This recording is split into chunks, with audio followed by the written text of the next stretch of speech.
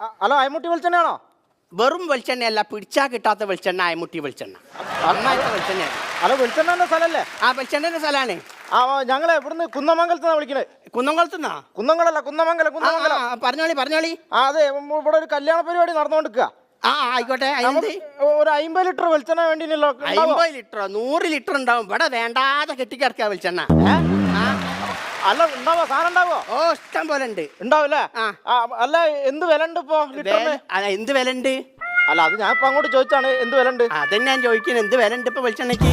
ഇവിടെ എന്ത് വില ഉണ്ടോ? 150 ഞങ്ങൾ വാങ്ങല്. 150. എന്നാ പിന്നെ ഒരു 10 റുപ്യ കുറച്ചിട്ട് 150 ഞാൻ തരും.